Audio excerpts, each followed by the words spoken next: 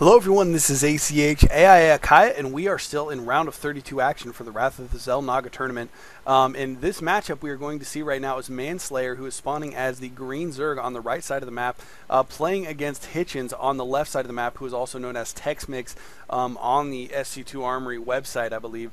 So this is going to be a 1v1 on the 4-player map, the Lost Temple, and I've heard some really good things about Hitchens, aka texmix, so I'm excited to see what he does in this tournament. He's apparently a pretty high-level player, and I don't suspect that he'll have a whole lot of problems taking out Manslayer, as he is ranked Platinum, and I don't believe that Manslayer is. But anyways, we'll see exactly what these players try to do here. We are going to see this, obviously, as a PvZ matchup, but this game should be pretty exciting to watch. I'm excited to see how he does in the tournament here.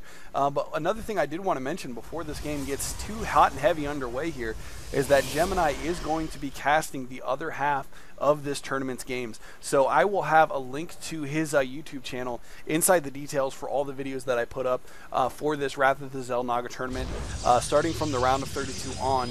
And we are basically trying to split the tournament down the middle for as far as we can, so that neither one of us has too much to do. Already, as it is with the round of 32, having half of the game split is still quite an undertaking. So I do apologize for any delays in getting these games up. I know everybody wants to see all the games they missed, because it's just impossible to keep up with all the games that were going on Saturday. But I will get as many of them up as quickly as I possibly can. And as I mentioned, the rest of the games that I do not cast will be cast by Gemini, and they will be on his channel. But anyways, going back to the game here, it looks like Hitchens has one scouting probe moving out across the map. He's just scouted the first base up in the top middle, and it looks like he is going to be heading over to the base on the right here next, as the spawning pool for Manslayer is just now finishing up. And it looks like Manslayer has decided to steal the extra Vespene Geyser at the base of Hitchens, so Hitchens will not be able to get his second assimilator up for a while.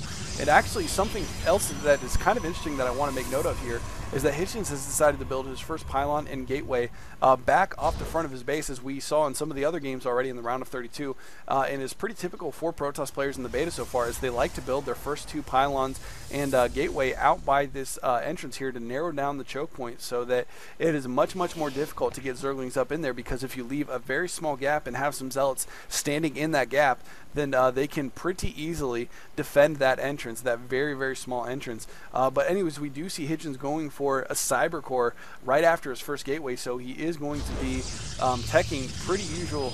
A lot of the Protoss players go for this gateway to Cyber Core, and then we'll put down a second gateway after that.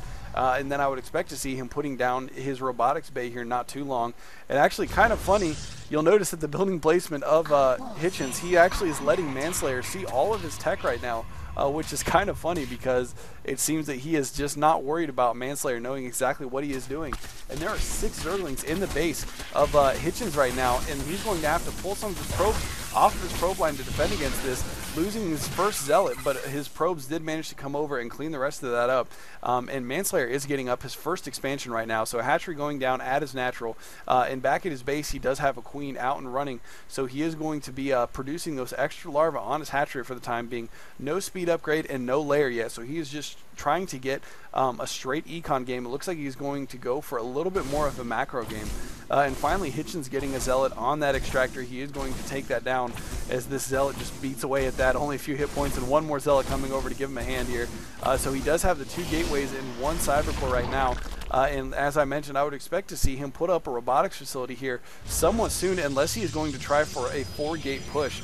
Which I'm not sure exactly which one he's going to opt for yet, since it looks like he was slowed down a little bit by that early Zergling push, but we should see him producing that tech here shortly.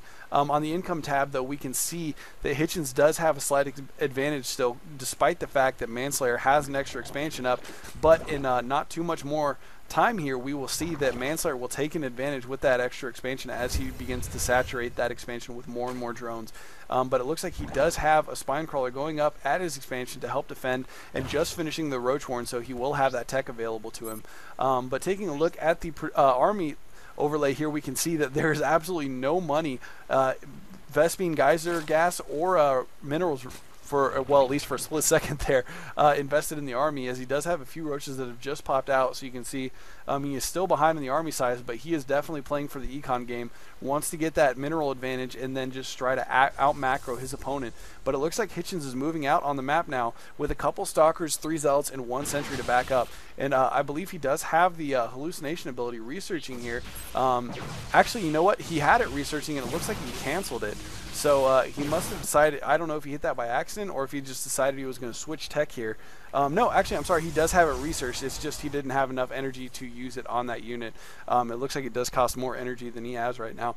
But anyways, moving back, he is going to try to take a natural, it looks like, or at least he had it set up there for a second, looking like he may have decided not to do that. But anyways, is he going to be hiding an expansion over here? I'm not sure. This probe is going kind of out of its way. And obviously he is scouted over here, so he's aware there's no Zerg base, but we'll see if he puts a hidden expansion over there shortly.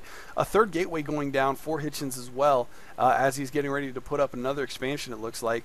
And at the expansion for Manslayer, he still has not fully saturated the mineral line here. So if we take a look at the income, we can see that he is still slightly behind by roughly 100 to 200 minerals per minute, and is also slightly behind in the gas as well. But getting some more Zerglings out here to aid these roaches on the front lines with defending his base. And it looks like Hitchens is going to post up his army out in front of the xel'naga watchtower as he tries to get up this expansion up at the 12 o'clock position here. So and at the same time, there is a hallucinated void ray moving out from the Protoss player right now.